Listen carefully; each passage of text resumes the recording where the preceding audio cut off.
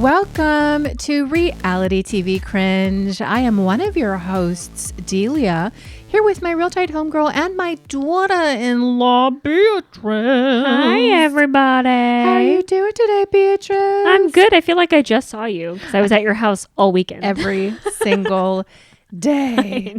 I am 100% rallying. Oh my God. Oh my God. I ate so much food. I'm a broken person. I mean, I'm you just were like a drinking. broken and wrecked person. I was drinking, but I was working all weekend. Yeah. From the time I got up, which admittedly was 11, Yeah. to the time I went to sleep, I was just serving and cooking and cleaning. It was just like, oh my God. It was a and lot. the reason I was waking up at 11 was because I couldn't sleep. Because you were drinking. Probably. It's disrupting my sleep, but it was just like, oh my God, I'm glad that it's over. I know. So I can decompress. Yeah. And lose a little weight. Oh my God. Over Shut your up. Tubby doublet. We hope you Ciabatta. all had a wonderful holiday for those who celebrate. And then, of course, after everybody left, we got to sit down and watch Sister Wives, bitch. Yes, we did. Girl, The tell all. this tell nothing. We knew it was going to be shitty. Yep. But, you know, I just go into it every episode thinking like, oh, hopefully it'll be better. And I mean, there were Why? some things said. There were some things said that were kind of interesting. Yeah, God. Suki seemed like she was kind of trying, but the flashbacks. Why do we have to see the same shit that we've already seen in this season? The entire scenes of like Salsa Brava and the Christmas fight from start to finish God. with everybody watching, and we're looking at their expressions. I mean, like, is this necessary? We've already seen this a million times this season, but it's exactly what we talked about last week Yep. that they were going to do. Yep. And it's what they did. Of course it's what they did because they don't give a shit about us.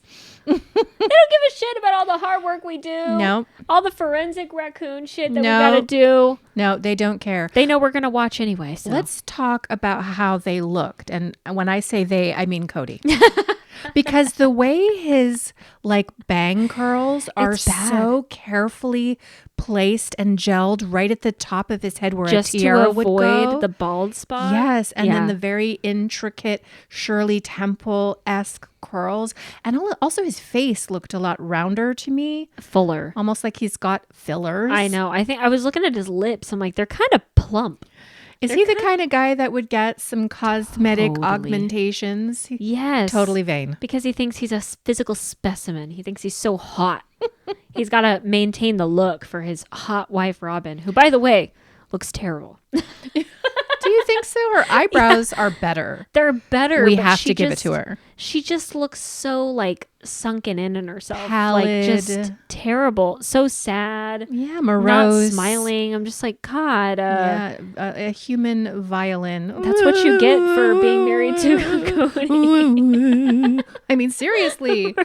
Life is beautiful. I Go outside, know. touch grass, Robin. For real. I thought Christine looked beautiful. Yeah. I mean, I know she was annoying you. Yeah, as she we was were kind of watching. annoying me. You're getting more and more annoyed with her as the weeks go on. It's just so performative. And it's just Mm-hmm. like, I don't care about your fucking divorce. Like, I care about your divorce, but I don't care about you being like, I'm so like happy and I'm with my love of my life that I've only met or known for a year. It's just like, right. At the time of calm this down. taping, it was 7 months. Yes. Like, Yes. calm down, please. Take it down a notch. Then we had Janelle, and she seemed great. She Yeah. seemed very solid, very earthy, because she's our Taurian mother. She's a queen. And she's ready to show up and have some laughs and have a good time. And then we have Meri, who I just have to say is a beautiful woman, but she desperately needs a stylist. Yeah. She desperately needs a makeup artist. Yep. She desperately needs help. Yes. Her hair, I can't take it. Every time I see her, I thought maybe she'd show up and she'd be a little different. I think they do their own makeup and hair. I don't think they have people that do it for them. Why? I don't know. This has to be I don't a show know. that's making TLC a lot of money. Yeah. And you can't afford to have makeup artists and hairstylists and a clothing stylist. Maybe it comes out of their budget and they're like, no, we need the money. Like, especially Kody and Robin. Maybe. They're so matronly, the I women, know. especially Robin. She's the I youngest. know. She dresses the oldest. It's really bad. Ugh. Cringe. But we'll go more into these folks and everything they talked about in just a bit. First, I wanted to read an article to you. All right. That I thought was kind of interesting because, I get those Sister Wives Google alerts. Yeah. Along with Welcome to Plathville, which, by the way, is an eminently better show. Oh, 100%. I don't know if you guys are watching or following along, but so much better. So much better, so much more fun. So many more layers. layers. But that's okay. We're stuck in this Sister Wives bullshit. Dantean hell together, so we might as well make the most of it. So I read this article, the title of which is Sister Wives, 3 Wild and Bold Predictions About the Brown Family Moving Forward. Fake psychic predictions? Well, none of which are bold. All of which I think we've already called. But I wanted to talk about it, and I also Right. wanted to run it by y'all if you are watching or if you are listening. We didn't do our disclaimer. Oh.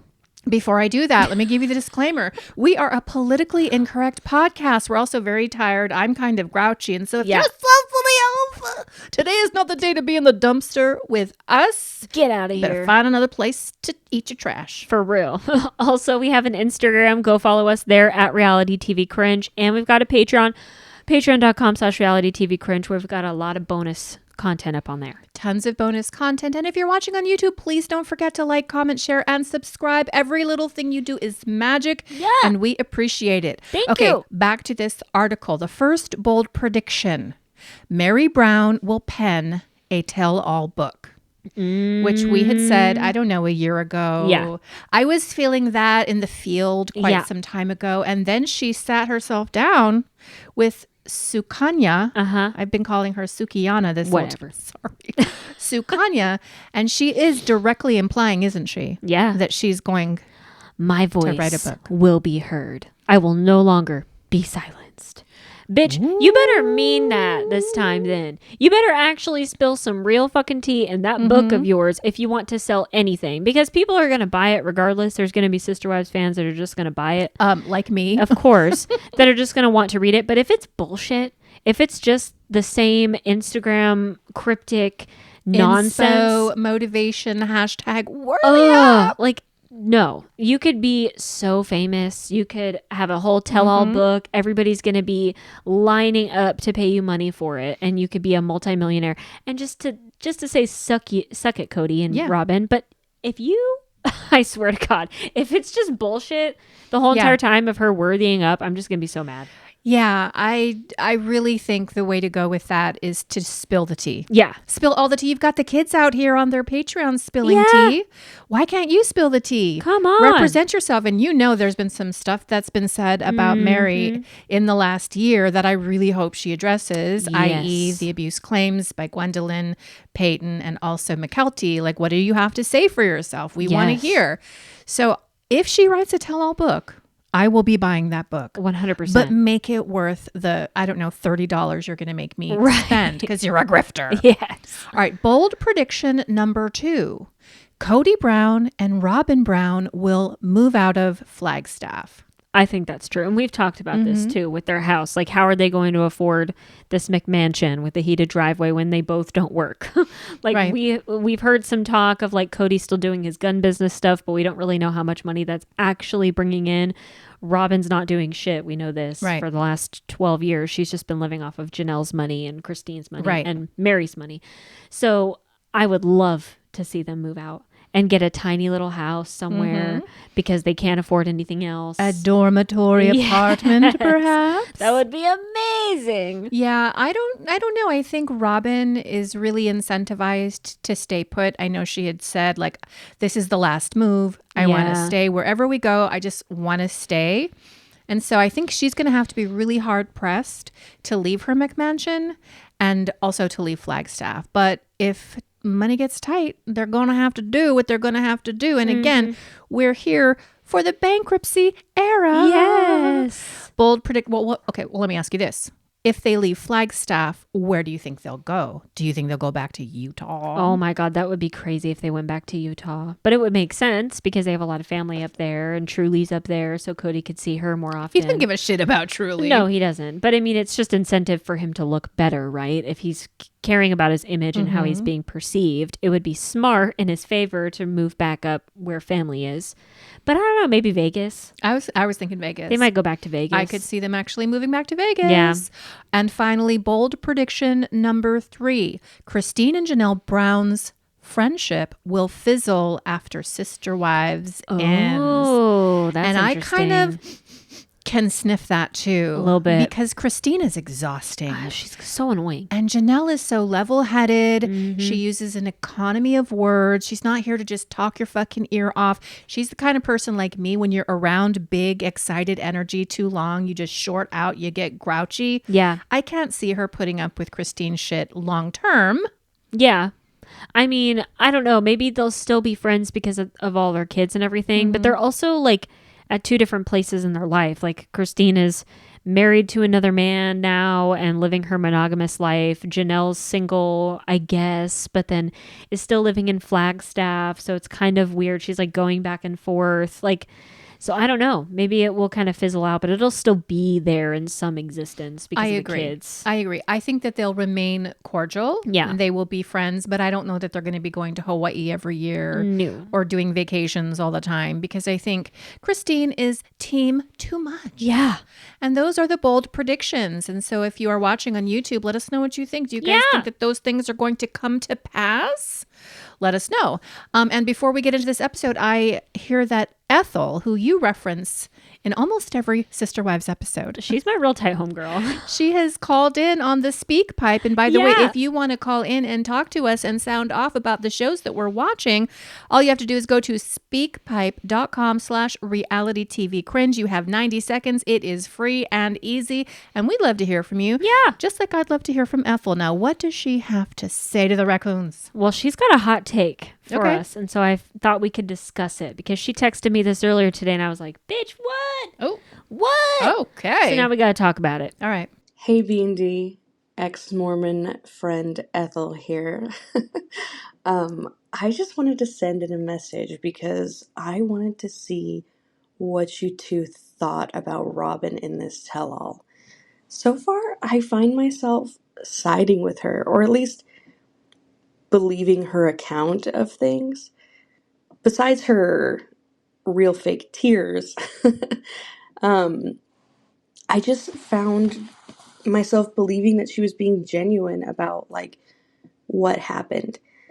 Like when she said there's been a lot of rewriting of history lately, I felt like she kind of called Kody out in that moment, that he's been changing the narrative of, the past 30 some odd years. And the fact that she disagreed with Kody's narrative of like, oh, well, Robin wouldn't be safe at with my family, blah, blah, blah. But when Robin's like, if they would have invited me, I would have felt safe. I would have brought my kids. I would have done whatever. So while I do think Robin is the master manipulator, she wanted to be the queen of all of them, not the only one. So I think that she genuinely misses them. That is a hot take. Yeah. And I know that there are quite a few Robin apologists. And not that she's being an apologist. I get what she's saying. Yeah. Because Robin, I would say, in this Tell Nothing seemed more human. Yeah. And authentic than she normally does. Because normally she's very performative and fake.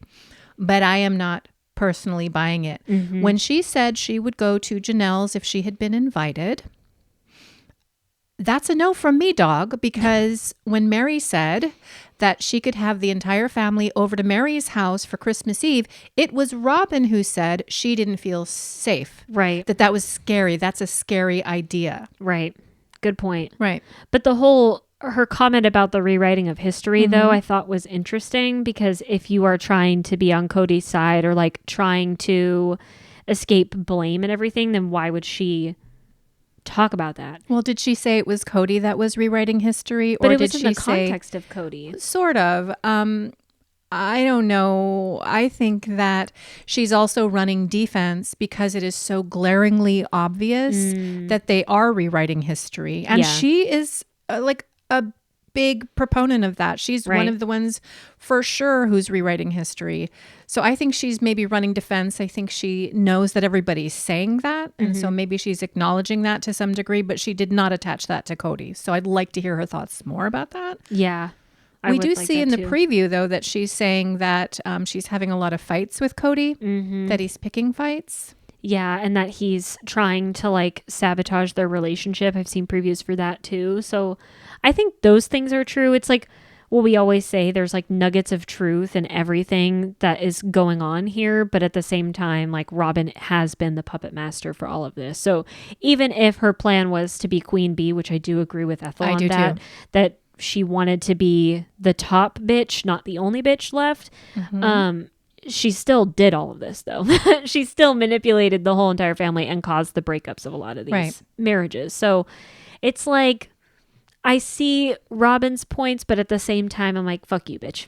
Yeah, and a little too little, a little too late. Yeah, if you ask me. But I'm actually interested to see what she continues to say through the tell-alls. Because if she's throwing Kody under the bus, I am here for that. Me too. Every single time. Yes. Well, I like the hot take. Thank you very much. Thanks, Ethel. And again, if you guys want to talk with us, leave us a message. Just go to speakpipe.com/realitytvcringe, and we would love to hear from you. Yeah. All right, let's get into season 18, episode 15, One-on-One, part 1. We open this episode with everybody getting ready without a glam squad or nobody a cares. Stylist or a hairstylist. Nobody cares. Nobody cares at all. Like, you're not 90 Day Fiance. This is not going onto the big set of TLC with everybody in their chairs. Like, nobody cares about you getting ready at all. I was interested. Really? I'm like, yeah, because I want to know is somebody actually professionally doing your makeup, Meri? Because that person needs to be fired. No. And is somebody actually selecting from like a rack of clothes your wardrobe for today? Because that person needs to be fired. And so you see that a lot, the getting ready, like on Bravo with the housewives. And so I thought it was interesting to see. And of course, then they all get to the set. And Kody calls it a variety show. I know. And then they start talking about what their song would be if they sang it on a variety show. Yeah, and Christine says, what was it? I can see clearly now the rain is gone. Right. Yeah. And Kody says, losing my religion. Yeah. Which I thought was interesting. Very telling. Yes. So we kind of get right into it. And just some of my main takeaways, I'm not going to go like item by item, sentence by sentence. Some of my main takeaways from this segment was that Kody is asserting at this time that his main issue, or the main thing he did wrong with his OG marriages, is he did not vet his wives. Yeah. Meaning he was looking to build a family, but he was not necessarily focused on falling in love with these women. And so he's still trying to maintain that he never loved these women.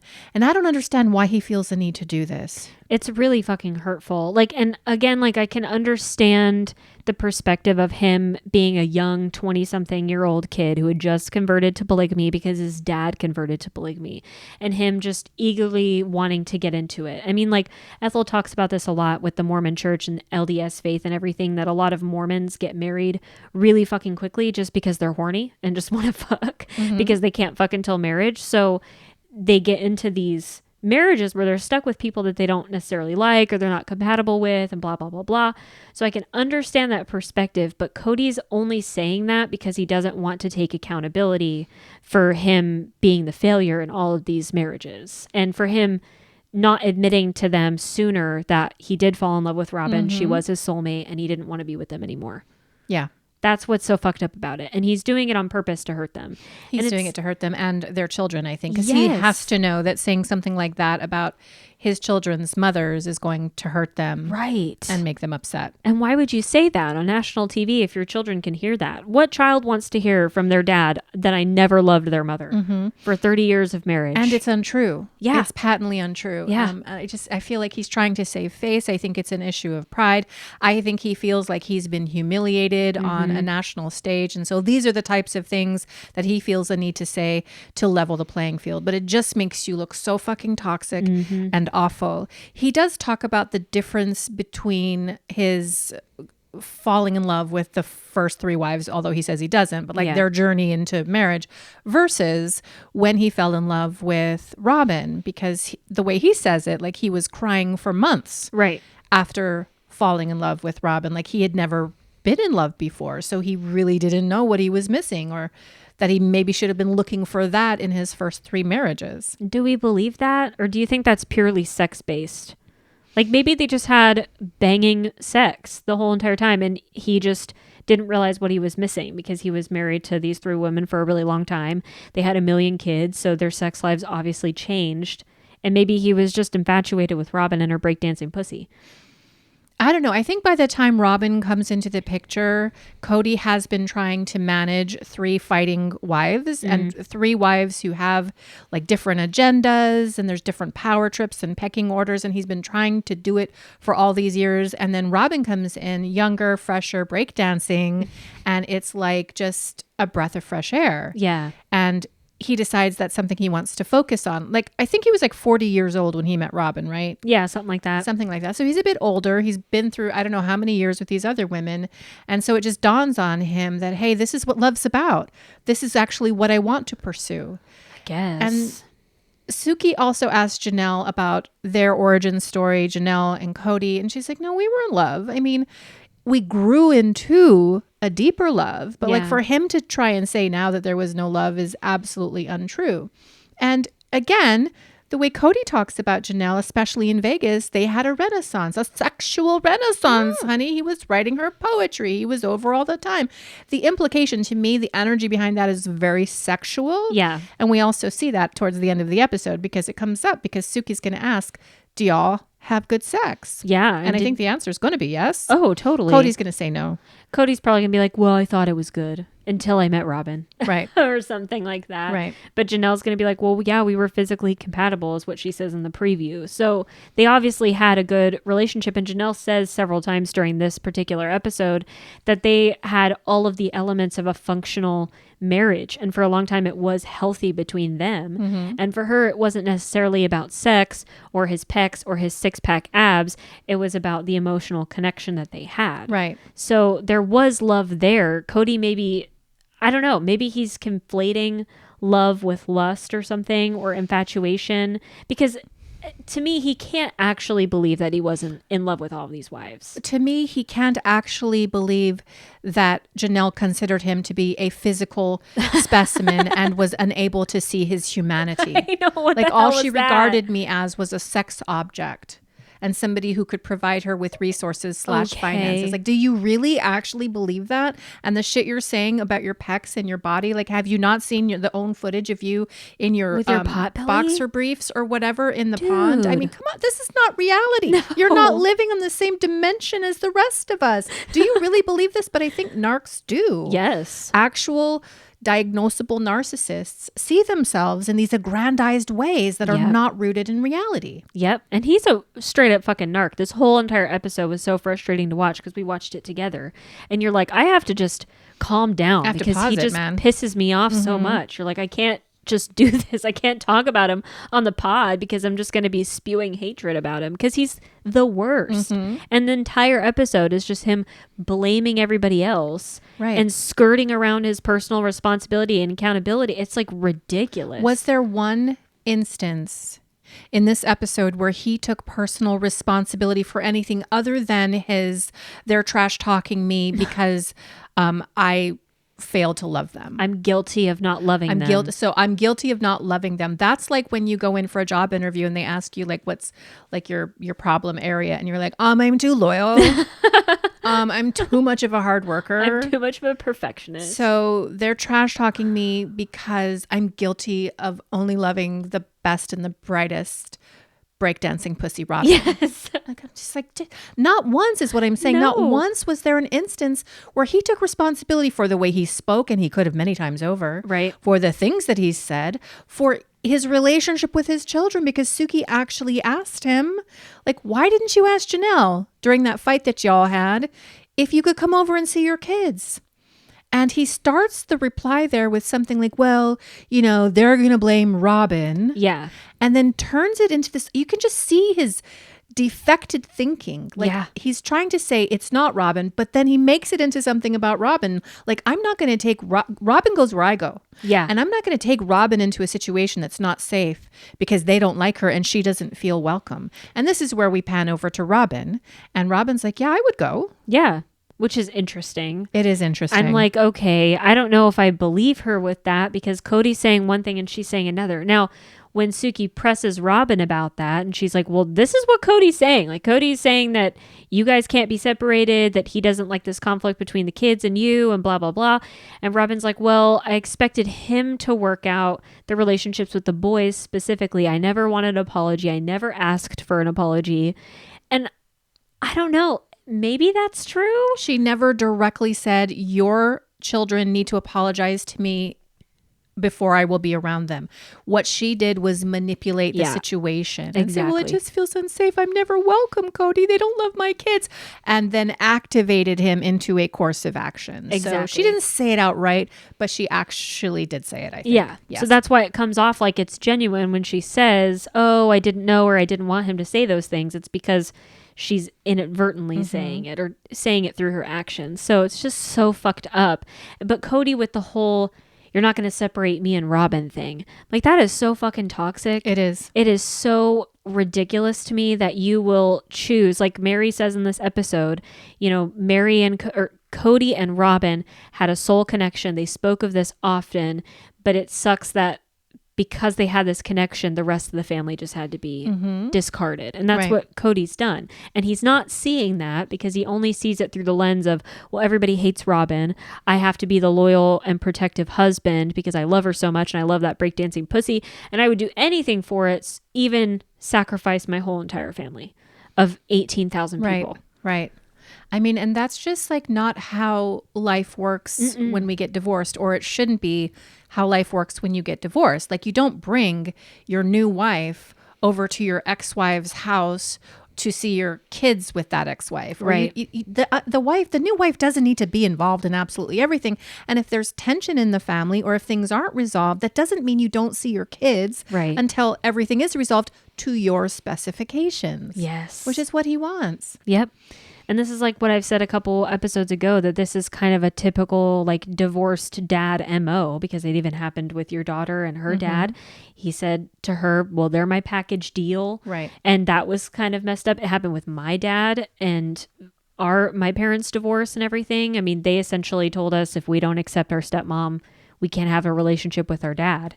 And it's like, okay, the two can be mutually exclusive, and you're never going to solve relationships or disagreements with your kids in a divorce setting if you have that kind of mentality. Of course, the kids are going to be like, well, then fuck you, Dad. Right. I don't need to be around. If you're really going to make me choose between this witch of a person and you, then I'm just going to bounce because I'm not doing this. Right.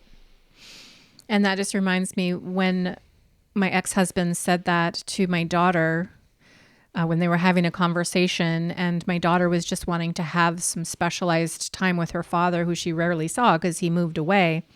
He said, well, my new wife and her kids are my package deal. And my daughter said, well, why aren't I your package deal? Yeah. And I was like, oh God.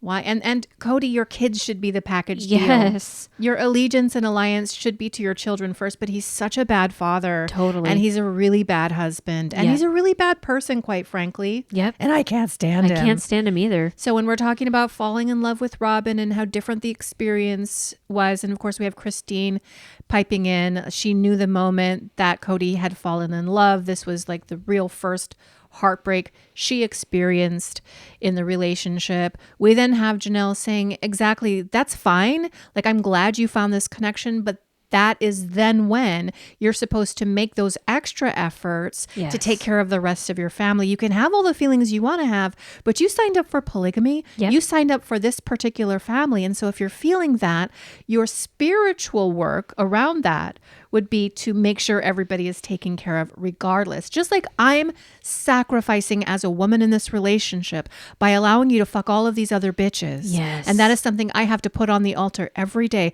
You have to sacrifice how much you want to spend time with Robin and put that on the altar and still continue to be a husband and father to the rest of the family. Yes. And it sounds like he tried to do that for a little while, but at some point it's just like, I don't want to do it anymore. This is a farce. I really think if they were all able to make it work in like one big house, like in Lehigh, where they had the plig house and the separate kitchens and everything, they probably could have made it work for a lot longer than what they did. I think what really fucked them over was moving to Vegas, having the separate homes, and having the family be separated. Because then you have all of this shit. And of course, Kody doesn't want to be going back to every single house. How exhausting is that? To have to pick up your life every other day, to go pack up all of your shit and then go stay at another house and then go to another and then blah, blah, blah, blah. It would have been better if he could have just had like 2 wives in the basement and then 2 upstairs, and then he could have just balanced his time a little bit better, but he can't. Well, and I also think Robin didn't want it. No, she And didn't. again, I say it's very curious to me how each of these wives, including Robin, track almost exactly the path of their mothers. Yes. And how her mother lives separately as well.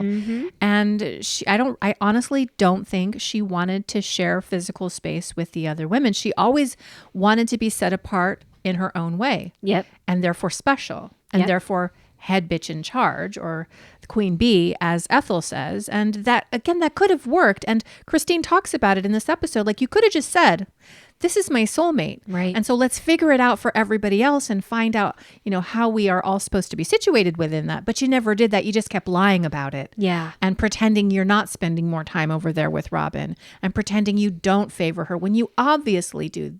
Now you're causing problems due to deception. Right. And unfairness. Well, and it sounds like Christine told Kody that on like multiple times. She told him, this is your soulmate. You found her. Like, why don't you just cut our losses and then we can try and figure something out for everybody that benefits everybody. I wonder why he didn't accept that. Selfish. Didn't want to manage it. Didn't want to figure out how to do it. Meanwhile, he's so invested in his fame and his persona and making sure that everybody thinks this kind of a family can be successful, and putting on this fake front but behind the scenes, he's a terrible father and husband. Awful. Terrible person. Neglectful. Very much so. After this, we get into the terrible argument that Janelle had with Kody. We have to sit there with Suki and watch the whole thing over again. And again, we've already seen this a million times, and we watch everybody's expression, and then we do the breakdown and download of what really happened there. So what are some of your thoughts about that? I just thought this was stupid. Like, the second they started playing this whole scene, I was like, really? We It's have to still watch happening. this whole entire fucking thing? Still going on. As if there haven't been like a million clips of this scene going around the entire season for months now on the internet. Like, we all have this scene basically memorized at this point, and we have to watch it again. Okay. But I guess my takeaway with this was Kody and his deflection. Like, he's avoiding taking full ownership for his awful abusive behavior during this scene by saying, well, I just got triggered. I just got triggered because I saw the tree, and because Janelle's taking sides with my ex-wife, she should be loyal to me. It's like, oh my God, dude, do you hear how you sound right now? And what you're seeing is my contempt because I have been betrayed. Why? And Janelle has no empathy for my situation with my children who are also betraying me. Yeah. And she has no empathy for the fact that I almost died from COVID. She didn't come and deliver food to my door. Oh, shut up. And she didn't seem to care. She's not capable of empathy. Which is insane. That's an incredible thing to say about somebody that you were married to for almost 30 years. And I mean, dare I say, Janelle was like one of the ones that probably knew him the best. I mean, she's been calling him out all season about his inability to like actually practice his faith fully by getting rid of his ego, superficial needs, and stepping outside of himself to make sure that everybody has their needs met. He couldn't fucking do that. She's calling him out all season. And then for him to say that she lacks empathy, like complete empathy for him and compassion, doesn't see his humanity, only cares about him as a piece of meat. A dick. I mean, and a dollar. A dick and a dollar, honey. And then in the same breath, he'll say, but I'm not blaming anybody. I take accountability for how I behaved in this fight because I got triggered and I escalated, but I just have so much contempt for her. Right. Because she's such a terrible person. Like, that's the implication.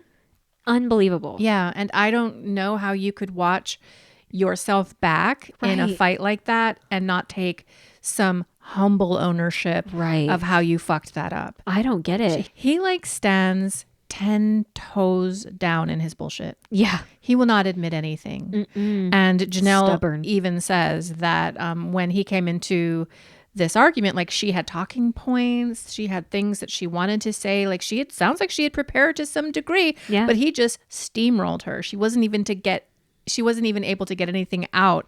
And all he did was finger point. And then she says, Kody never self-reflects. Then we bop on over to Meri, who says, yeah, he could stand a little self-introspection because all that we hear from him is a whole lot of blame. Yes. Time and time again. Over and over again. And Janelle even says, like, through the entirety of their relationship, that's how their communication has always been. Kody just always blames other people for their bullshit. He's never the one to say, yeah, you know what? I messed up here. Like, I need to improve here. I need to be better for you. He's never the one to say that. So I'm like, that's pretty big to hear from Janelle. And that also speaks to your human side, Kody, because she's calling you out yet again. Yeah. She's got your number, my guy. Then we get into the whole Kody is jealous thing, where Kody actually admits that he feels a little jealous that Janelle selected Christine in terms of who she wanted to hang out with and who she wanted to have Christmas with, as opposed to choosing him. And we see Christine saying, well, yeah, how does it feel? Yeah. Like, this is the shit I had to deal with for all of these years, always watching you pick somebody else, always watching you run to somebody else to have all of the deep conversations while I'm an outsider. So now that it's happening to you, do you get it? And it counters with him saying, well, I never said that polygamy was a fair lifestyle. Like, it's objectively unfair for the women involved. And I know that. It's like, okay, just expand on that a little bit further. But then he gets mad that Christine's, flipping the tables around on him because, again, he can never be at fault and he can never be responsible for anything. And then he also says something about Janelle and Christine saying, that they are acting the way they are now that they should have been acting the last 27 years. Right. So that's why he's pissed off and jealous of their relationship, because now they're great and they're friends, but they could have been like that the last 30 years. Well, maybe they weren't because of you. Or maybe they were and you just didn't care to notice. Or maybe they were just having a normal female relationship where there are ups and downs and things happen and you're sharing space and you have all these kids and that's just the normal rhythm of life. Right. Maybe you could have done something to foster more of a relationship with all of these wives who now are so split apart. Meri isn't part of anybody's tribe. No. She's totally on the outskirts. What could you have done to change that? No, but it's always the work of the women. Yes. And it's always like, well, you invited yourself into this family. You're the one who asked to be here. You're the one who got to choose your man. I'm like, well, it's not like you were brain dead when that was happening. You weren't in a vegetative state when they said, I select you. You were a part of that process. You dated these people. Yeah. Do you think we're stupid? And he does. Yeah. And that's because he's stupid. Yeah. And stupid people think that they can get one over on other people. Yeah. He's acting like all of this was against his will. Like he didn't have any choice in all of this. Right. But it's like, no, you did. And you chose to do this because of your faith. But you were too weak of a man to handle this entire family and handle 4 wives. Handle your business. I mean, sorry, but you made your bed, now lie in it. Like that's just what it is. And it really is him being weak because he couldn't step outside of himself, like Janelle always says, to meet everybody's needs. He just got fucking selfish and he was in love with Robin. And that's fine. But you could have saved so much fucking heartbreak. Could you imagine if Christine got to leave him 10, 12 years ago? Oh my gosh. And where she would be at now? Right. Same thing with Janelle and Meri. Like they all could have been way happier. Meri could have married her catfish. That's right. Could she have? Maybe. I mean, she could have found a better one. They gave the best years of their life to Kody Brown. Oh, so unfortunate. Who was never deserving of it. Truly terrible. And we also get into the whole COVID thing and how apparently Christine and Janelle were literally on vacation when Kody called Janelle, knowing she was on vacation with Christine, and told her to come home and to bring him some items, presumably food, because he's trapped in his house and he's dying from COVID because he's got a 99.9 fucking temperature. And it sounded like Janelle was actually considering to do it. But then Christine's like, you are not going to do that. You're going to drive all the way back to Flag and you're going to go fucking shopping at the Kroger. You're going to get him the shit that he wants. You're going to take it to the McMansion and leave it outside the door. He's not going to come out. He's not going to see you. He just wants you to leave your vacation and your family time and prove your allegiance to him. And then he's going to shit on you for it. Yep. You are not doing it. And I'm like, okay, Christine. Based. Thank you. Yeah. Because Janelle's her own woman, and you really can't tell her what to do. No. But in that moment, I'm glad she said something, and I'm glad Janelle didn't go back. Oh, so great. And it's just a perfect example of Kody's hypocrisy, saying that Janelle only used him for resources and shit. I'm like, you're literally asking for her to go grocery shopping. You could have just paid like an Uber Eats person. Right. Or like a Grubhub person or whatever to pick up your groceries and drop it off. Instacart. Yes. But It's a thing. You were wanting Janelle to do it because you knew she probably would. He probably expected her to, but because Christine was there and Christine was like, fuck no, you ain't doing that, she didn't. Love it. Love to see it. Me too. I thought that was very interesting because that was some information we didn't have. Yes. In the next segment, we do have Suki again asking Kody, why couldn't you just ask to go to Christmas? And he says he didn't really want to go without Robin. Robin doesn't feel welcome. It isn't safe. We have Robin saying she would have gone, which I think is a lie. Robin saying she never asked for an apology, which she's pretty bummed out that her name gets put into that when it was never the case. I don't believe her. Yeah. She said that a couple times throughout this season where Yes. she's like, I'm tired of people talking about me in this context. And I'm like, well, but I mean, this whole thing has always been centered around you. Like the last 12 years have been centered around you and your feelings and how you feel merging into this already established family. So don't say you don't want your name being thrown in there if it's been in there the whole entire time. Yeah. And you are in the center of it. Hello. And this is where Janelle is talking about Kody initially wanting an apology from Gabe and Garrison and then saying, okay, maybe not an apology per se because Robin got in his ass, but we need to have a conversation. We need to make peace. They need to come over to my house because I have a house where I live with my family. Yeah. They need to come over to my house and smooth things over, which is just another, Janelle says the mechanics are the very same. It's just another way of saying you've got to come over, kiss the ring of both myself and my wife in order to make things right. And then we can see if we have a relationship. So it's the same thing. It's just different words. Yes. Janelle ain't stupid. No, none of us are stupid. After this, we have Kody saying that both he and Janelle didn't see the value in their relationship. Such bullshit. Yeah. Such bullshit. When earlier in this episode, he was saying that he's at a place right now where he wants romantic love with Janelle again. So don't say that you both don't see the value in the relationship.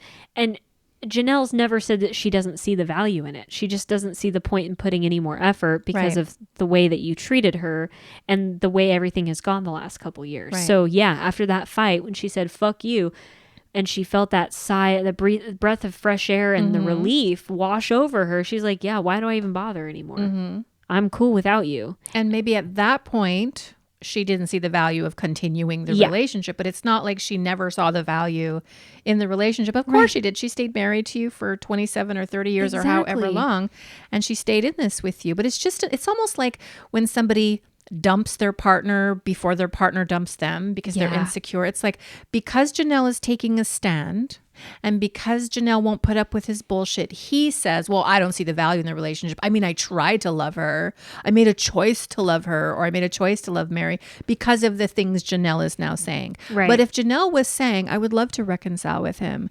I love Kody Brown. I want my family back together. I 100% believe that Kody would be saying the same thing. Oh, totally. Yeah. But he's also been saying that too the last couple episodes. He's wanting to reconcile with Janelle, but it's Janelle who's refusing all of his attempts. Oh my God, narcissistic Which is injury. ridiculous because then we hear again in this episode after their big old fight, they didn't talk, see, or communicate with each other for 2 months after that, before the whole Salsa Brava meetup. Right. So don't act like you want reconciliation or you want romantic love with Janelle. You've been done with Janelle. Right. You just want her money and you want her loyalty because you know that if it's unwavering, then you can get whatever you want from her. But now that she's like hanging out with Christine all the time and she sees what real life is like, she's like, fuck you, dude.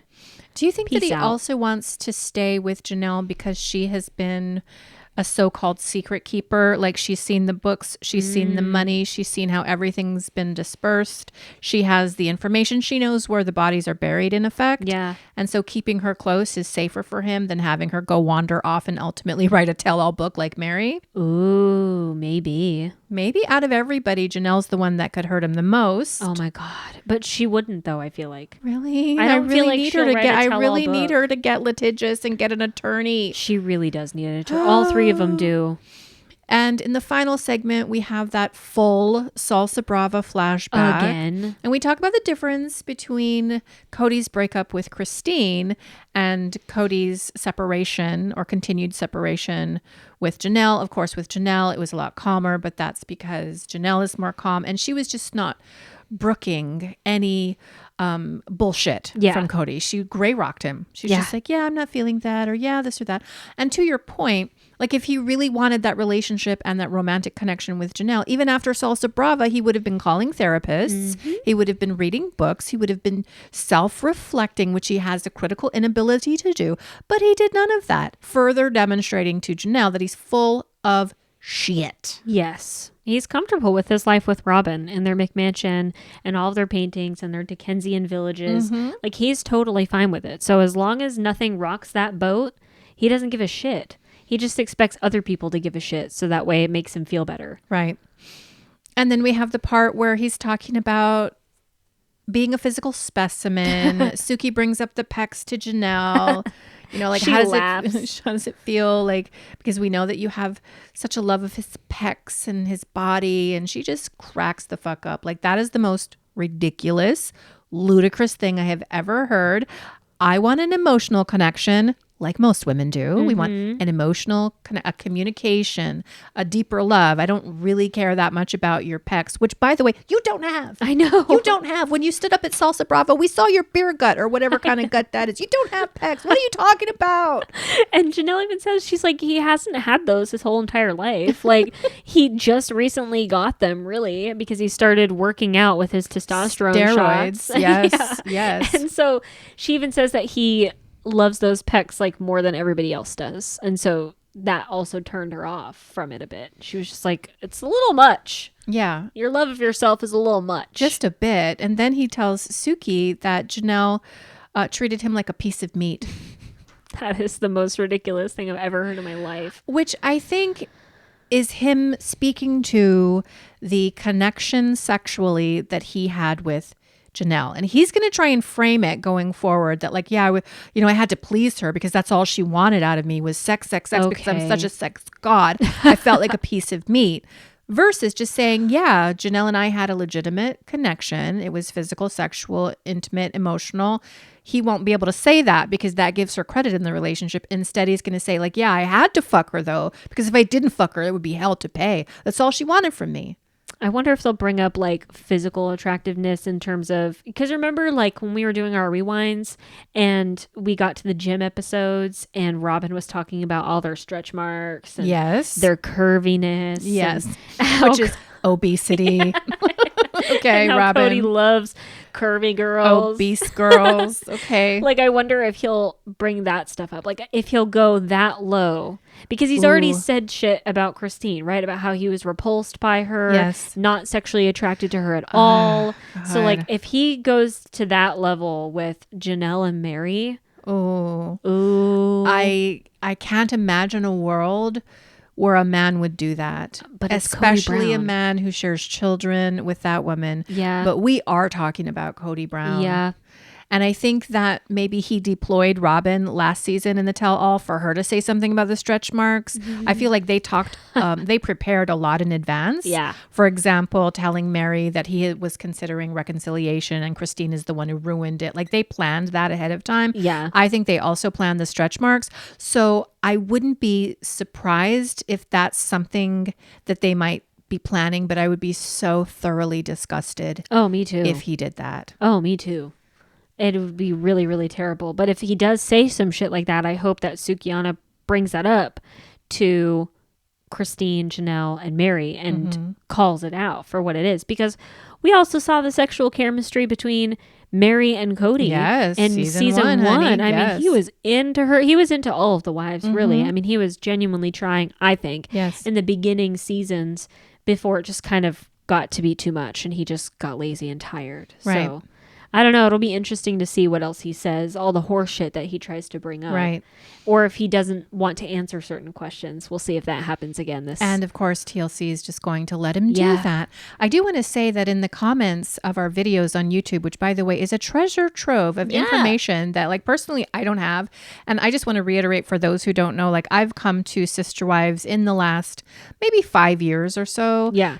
I have not been following since 2012. So I don't know all the lore. I don't have all of the information. Same. But we did have somebody in the comments who said that in an interview Christine and Janelle were doing for, I guess, entertainment tonight, that they said that they're the ones who will not sit down in the same room with Kody to have a group tell-all. Oh, they said that? They will not do it. Oh, I must have missed that. Because you and I are constantly like gassing on about why the fuck can't Kody and Robin sit in a room with these other people and have to defend their statements. But maybe it's Christine and Janelle. Well, obviously, if they're saying it is, then maybe it's because of Christine and Janelle. Huh. I mean, I guess that would make sense, right? You don't really want to be around a narcissistic Does it matter? person, it doesn't really change for me. Like, tell those women you better get your happy asses in the seat in a group setting. And if you don't, you are not going to be able to get paid for the full season, or you won't be getting paid for the reunion, or you won't be getting paid at all. And so if you want to continue to be famous and if you want to continue to get this paycheck, baby, put your ass in the seat. Do it for the audience. Yeah. If the housewives can do it, if 90 Day Fiance fuckers can do it, if every other reality show can do it, why can't Sister Wives? Why can't you guys be on the same thing? Why do they have so much power to control the format and the setting? It's really annoying because all of the comments online are people bitching to TLC and to Suki and being like, why can't we just have you guys all in the same room defending what is being said? Because Kody and Robin are blatantly lying. They're just lying. It's just ridiculous. And Suki's believing it and then telling it to the other wives. Because Suki doesn't watch. It's just stupid. Yeah, that's the other thing with this fucking tell-all. We were talking about it when we were watching it. Like, can Suki just act like she's seen the show? Or get somebody who's as interested as the audience in the show and who's been watching the show and knows the dynamics of the family and who can sit down and call the shit out when it's being said. Yeah.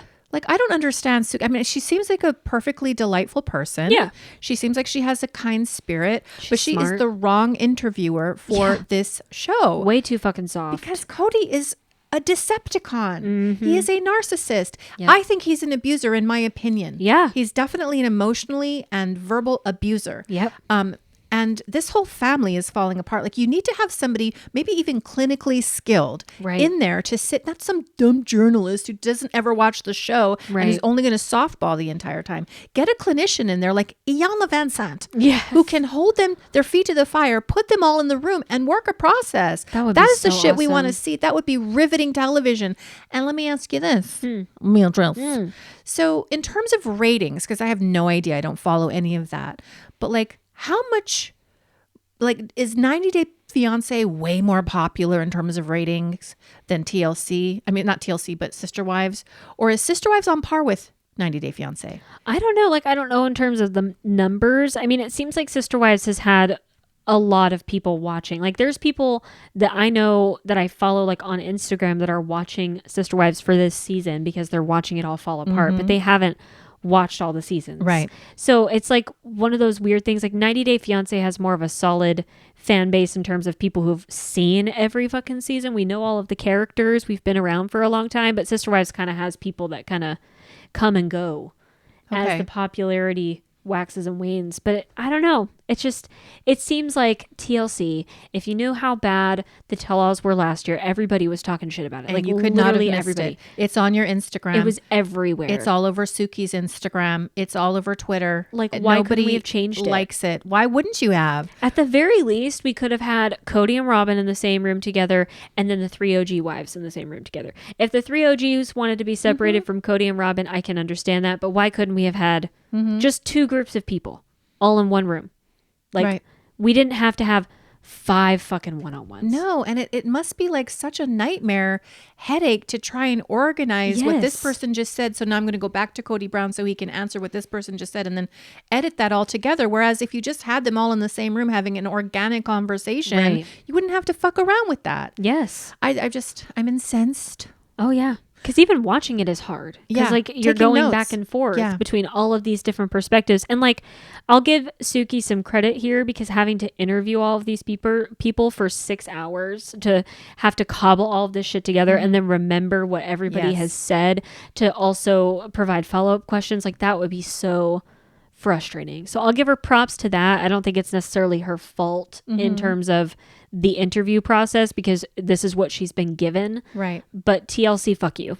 Right. Well, but she's not like she's not coming up with the questions herself. She's being given the questions and the prompts. And so they're organizing it behind the scenes, Yeah. giving her cue cards, and she's asking the questions on the cards. Yeah. So it's not like she's finessing it like expertly in order to get the answers. This is what I think.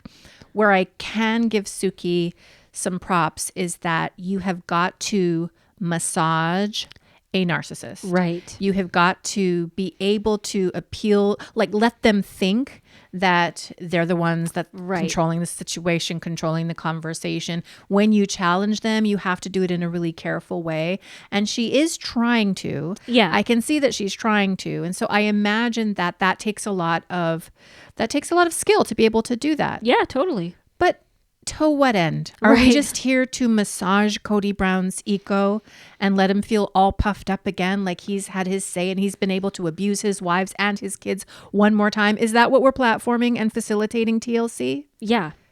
He's a weak and inefficient man Oh, who yeah. doesn't get things done and who can't keep his family together. Yep. Put him in the middle of his family. Let's bring in Gabe and Garrison, my guy. Oh, bring that'd in be Gabe and so Garrison great. and bring in the other kids. Let's get some Maddie in there. Let's get some Leon. And let's have Yes. him talk to his children. That would be so fucking choice. Can you imagine? Oh, I would love to see a one-on-one with the kids. Like if we're going to bring on David Woolley in later episodes of this, why couldn't we have brought on Gabe and Garrison and hear how they feel about all of this shit and hearing their dad say, well, they have to choose between Robin and I. Like well, we maybe can't separate we each will other. because there were some pivotal moments this season with the That kids. would be nice. You know, with Garrison saying Robin can have him. Yeah. And things of that nature. So maybe we'll see some of the kids, but like it could just be done in such a better way that honors the audience members that have Yes. stuck with you all of these seasons. It's like you're giving them the fucking two Oh, yeah. middle fingers straight up into the air. Like you don't give a shit. Oh, yeah. And that's what makes me mad. Like I sit down and I watch this and obviously we have some fun. We have more fun on other shows because Yeah. this is really very dark. Yeah. But it is hard for me to then kind of get on a pod and try to be level-headed and not turbo cynical. Yeah. And just negative the whole time, which is not fun for me or for you. Like I'm Yeah. trying to find some of the levity in it, but it is really hard. And It's heavy. a lot of this is because of the way production is handling it Mm-hmm. and the power production is giving to these people. Oh, yeah, for sure. And it started to the beginning of this season when they didn't allow the episodes to be aired on Discovery Plus like at an early time because they were last year. It's like the whole network is just doing this and milking the cash cow, giving us fucking bullshit footage from season 17 for season 18 rather than give us new content to actually talk about and everything. It's like just over and over and over again. Like what's season 19 going to be? The same fucking footage from 2022? Yes. Are we going to see shit from 2 years ago because that's what we get? I think we're going to see Christine's love journey with David Woolley, and we're going to see Kody flailing about and his continued contempt for Janelle. And hopefully we get some more information from Meri, because if this episode of The Tell-All is any indication, like she's going to be contributing absolutely nothing. Yeah. She's contributing she's like had maybe 2 seconds. I know. 2 seconds of like feedback and That's how input. it was last year too. It's like, come on, I would actually really like to hear way more from Meri. Yes. I think she has a lot to say, but maybe she's holding it close to her chest so she can monetize it, write a book, and then make a lot of money. Which She I, probably is. if I were her, that is exactly what I would do, honey. for sure, but like actually spill the tea in your book, Right. please. Yes. Well, is there anything else that we want to say about this particular episode? I was disenchanted. Yeah. I was disappointed. Back to Ethel. I can see what she's talking about. Yeah. I think we have a softer, more maybe produced Robin Brown than previously. I think she knows, and she is now acting in accordance with how everybody sees her to be. I also think she's probably smarter than Kody. I think she does have the ability to see herself more accurately than Kody does, because he sees himself as a physical specimen with pecs. Right. She sees that he's a tool. Yeah. She can see that. And she can probably see how everybody's seeing her. And so she's trying, and it's a little softer. It's a little better, but I still don't believe her. Yeah, I don't believe her entirely. I do think Ethel's right, though, like we said, about how she wanted to be the queen bee, not the only one left. So maybe there is some of that genuine emotion from like the crying on Coyote Pass last episode. We talked about it last episode. Yeah, like she probably does feel sad that the family's broken up, but at the same time, still not taking the ownership for everything that she did to make that happen. But it's interesting to kind of see her be a little bit more human and not as puppet mastery. I was going to ask if you think that their marriage is in trouble, because she's kind of said a couple things like in this season where she's like, well, I don't know, like Kody and I have had a hard time, or like he's always angry all the time and he picks fights with me and tries to sabotage our relationship. And she made that joke on Coyote Pass saying like, well, what if we don't end up together? He did not laugh. He did not laugh at that at all. I was wondering whether she's made that joke before, or whether she's made that statement before, which is why he took it so seriously. Because if I said a joke like that around my husband, he would think that was a joke. Oh, yeah. Because it's not possible. Right. But Kody didn't react that way. I can see a world where their marriage doesn't survive this. I especially think that's true if the money goes away for Robin. That would be so amazing. Yes. I mean, I don't want to wish the downfall of anybody. We shouldn't. Karmically, that's bad. Yeah, it's not good. But you are going to reap what you sow. Yeah. And there's been a lot of sowing going on with Robin and Kody. So I just want to be there for the reaping. Is that too much to ask? Yeah, I know. I just want to see what happens. That's all. Absolutely. Well, there are 3 more installments. I can't even begin to guess what the fuck. We have 3 more hours to discuss. What full scenes are they going to make us rewatch in the next 3? And watch them as they're watching it after they've already watched it, just as we've watched it. Like, I can't even begin to imagine what it's going to be like, but we will be here to cover it. Yep, every single one, just for you. For sure. We will also be here later this week to catch up with Welcome to Plathville and also 90 Day Fiancé. So if you guys don't follow us for that, you actually really should, because again, I say Welcome to Plathville is a way better show at this point. I don't think it gets nearly as many people watching, but like if you like Sister Wives or the vibe of Sister Wives, you should probably be giving that a chance. Yeah. And then of course there's 90 Day Fiancé, which is a trash bag train wreck of ghouls and goblins, baby. And we love it. So good. So definitely return for that. But until then, is there anything else that we need to say to these beautiful raccoons, Beatrice? Well, if you love our podcast, I sure hope that you give us a glowing 5-star review on your favorite podcast platform. It really helps us grow. So thank you so much. And until the next time we see you, don't forget that we love you, and peace out. Bye.